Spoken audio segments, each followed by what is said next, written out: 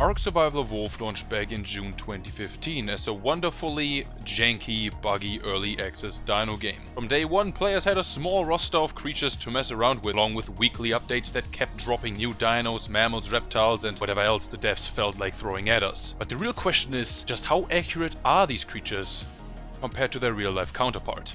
Move this man! I know, talking about paleo accuracy in a game like ARK sounds like the nerdiest thing imaginable. Like, who sits there thinking, yes, the feathers on this 20-foot murder chicken are highly questionable. Apparently my friend Madly Mesozoic and I do. This video is part 2 of a little collab. Now, normally I only care about paleo accuracy when it comes to actual documentaries like Prehistoric Planet, but today we're diving into 10 creatures from ARK Survival Ascended and ranking them based on how accurate or hilariously inaccurate they really are. We'll be using 4 tiers for that: Mastercraft, Journeyman, Ramshackle, and Needs Repair tier. Just keep in mind, this is all for fun, so sit back, relax, and without any further ado, let's jump right into it. Starting off with one of the more iconic dinos of ARK, the Raptor. It's usually the type of dino most early beach bobs perish to when trying to play the game. First of all though, this dude is naked. Okay, this fella has a receding hairline. I don't even know how that is possible for a dromaeosaur. While we know that the real raptors had feathers and were most likely fully covered in them for heat regulation or mating displays, the ARK's raptor's body, especially its head and posture, is very reminiscent of the ones from Jurassic World, like Blue or Delta. Of course, we can't overlook the posture of their hands. They hold them like a puppy begging for food instead of sideways against the body. They're also way bulkier and have a more blocky head than the real animal, even compared to larger raptors it could have been based on, like Deinonychus or Yutyrannus.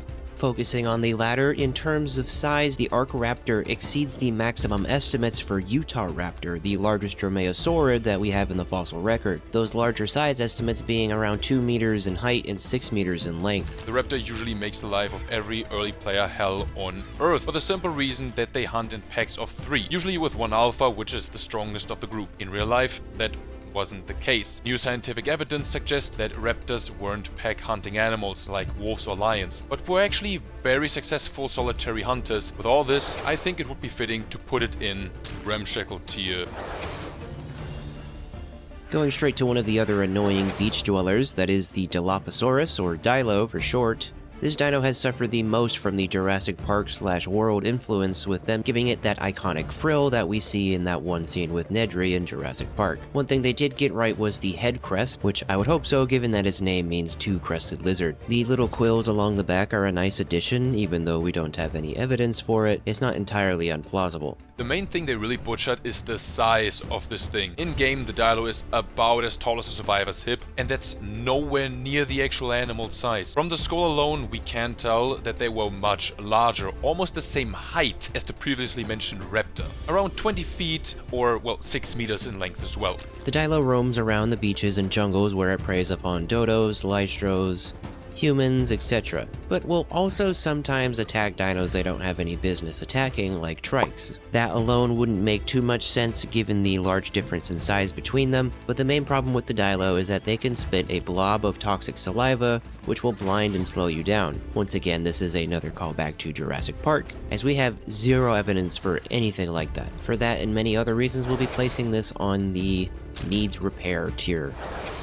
For the third creature, we got the metal mega mount, the Ankylosaurus. I hate it. I'm not gonna lie, I hate this. It's covered in spikes upon more spikes. All of them are sharp like knives. With all of these, it looks closer to Spicomelus than an actual Anky. Sure, Ankylosaurus were armored tanks, but with dull, more flattened osteoderms like modern crocs have. Its head is also way too sharp and pointy compared to the real animal's broad, flat head, and its tail is shaped like a spiky pickaxe with even more spikes attached, instead of a bony, dull mace. While its body somewhat resembles a Allosaurus, it still doesn't look like the real thing.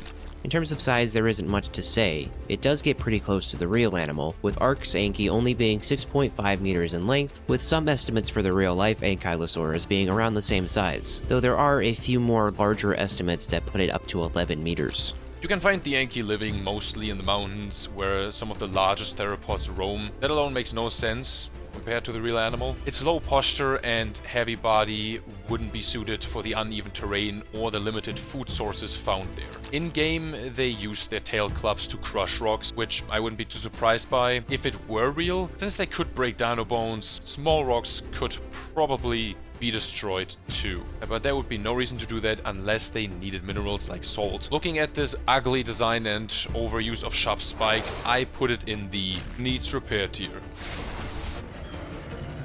Finally, we reached one of the big boys, the mighty marshland monarch, the Spinosaurus. It boasts a heavily built, stocky body, short legs, and long snoot. And of course, that mighty sail, which compared to the real Spinos, is very round and not shaped like that. I don't even know how to describe it. It has a dent in the middle. The ARKS Spino also has some smaller fins on its legs as well as its tail, instead of the large pedal-like tail discovered not too long ago. The very robust build does seem close to the real thing, but its head is way too wide. It should look a lot more like the one from Oxalia, from the one mod that I've already covered on this channel, but they did get the webbed feet right, as well as the hooked claws, high nostril placement, and cone-shaped teeth. Like most dinos in the tier list on this video and my video, the size here was greatly increased. Where the real Spino was around 12 to 18 meters long, the ARKS Spino is a whopping 28 to 30 meters in length, and if we look at it from the front, it's almost 3 times as large. Unlike the mountain-dwelling Rex, you'll find Spinos always near or in freshwater, where they mainly hunt everything they come across. Not just fish, but also large herbivores like stegos and trikes. This isn't very paleo-accurate because with the shape of its teeth and jaws, it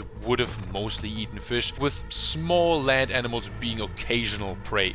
Like the real one, the ARKS Spino can stand on its hind legs and attack with its large claws. However, the real Spino didn't walk on all fours, it was bipedal. It has been debunked that they walked on their knuckles. Also in-game, the Spino gains a hydration buff when it touches water, granting more damage, speed, and HP regen. In real life, the only way this would make sense is if the real Spino felt more comfortable and confident when near large bodies of water. Considering its decently on-point appearance, as well as the outdated behavior and questionable meal choices, insert early 2000 edgy rock song right here, and we have a creature that perfectly fits the ramshackle tier list.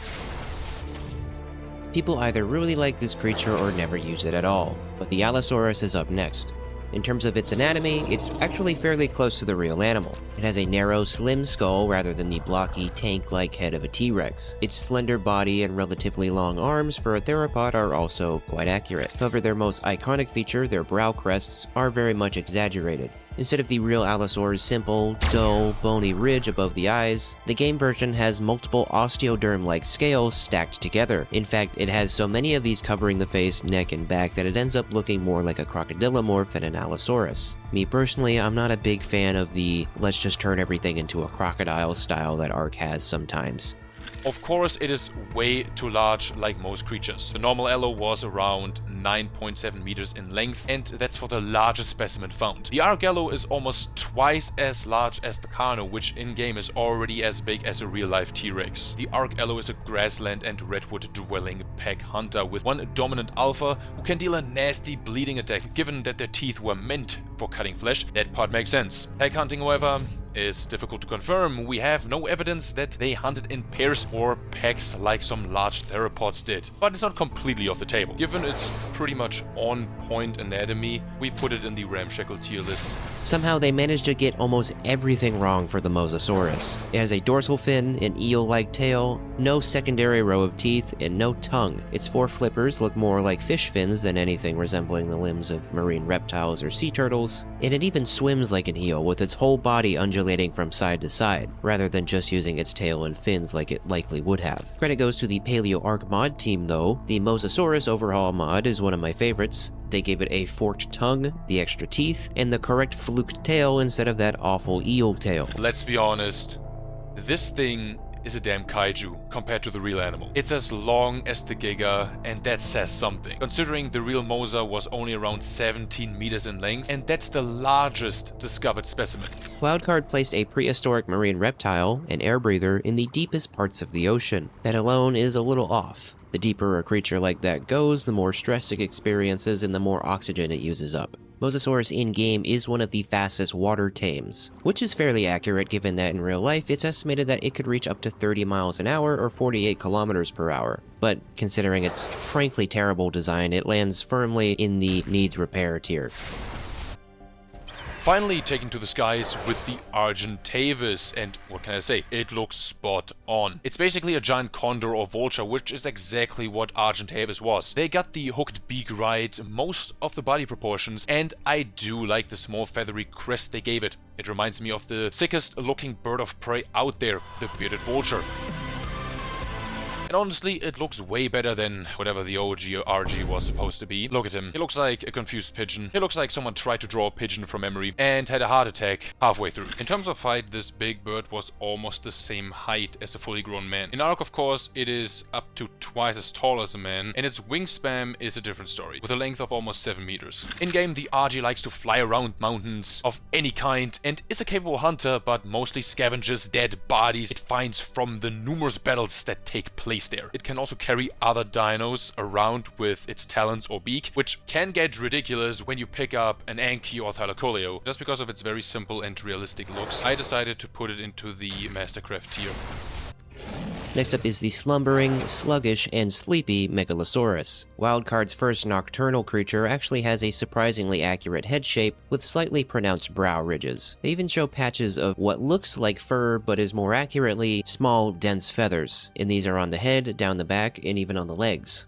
Though it's certainly not confirmed, it's entirely possible that Megalosaurus could have had some amount of feather covering on its body. On top of that, it's one of very few ARK dinosaurs depicted with lips that actually cover the teeth, so it certainly gets some accuracy points for that. And once again, it is way too large. In-game, it's the same size as a Carno. In real life, Megalosaurus was around 9 meters long and weighed roughly 3 tons. You find these guys sleeping during the daytime in the vast caves across the different maps besides Aberration, where they're active at all times, since that map is consistently covered in darkness. There's no scientific evidence that they were nocturnal or anything close to it, but let's be honest, the ability to pick up smaller prey and maul it probably happened. I do think it's a very interesting take on the Megalosaurus, and so we placed it in the Journeyman tier. Surprisingly, the shark-toothed lizard is very spot on regarding most of its physical appearance. They got the blocky head right, the thick neck, large brows over its eyes, although they are even more exaggerated thanks to the spikes, and of course those teeth, almost shark-like. Ignoring its strange sail spikes that pop up with each attack, you honestly get something that is rather close to the real thing in terms of looks. This guy is pretty much the same size as the Giga, which if you watched my video, makes it far too large. The real Carcharodontosaurus was only around 12 to 13 meters long and 3 to 4 meters tall. Once again, this ARK dino is bigger than most elder dragons from Monster Hunter. Like the Giga, it spawns in mountains, snow areas, and grasslands. Mountains, however, would be a very unfortunate biome for a predator like this. It could easily fall and break its legs, or small prey could easily escape through the uneven terrain. Whenever they kill something, they gain blood frenzy, which makes them faster and stronger. That's not too far-fetched, since some real animals enter a sort of feeding frenzy, but for a large theropod like Carchar, it wouldn't make much sense. But because of its very on-point anatomy and overall looks, and if we don't pay attention to the exaggerated size, it is pretty much on point compared to the real animal, so we put it into the Mastercraft tier. The screaming chicken, Yutyrannus, is last on the list, and honestly, it's fairly accurate. The stiff, rigid nose is there, the slightly oversized eyebrow spikes are there, and of course the feathers. Yutyrannus was actually the first large theropod that we've ever discovered that had definitive evidence for feather covering, which sparked the idea that a lot of other large dinosaurs that we previously didn't think had feathers could possibly have them.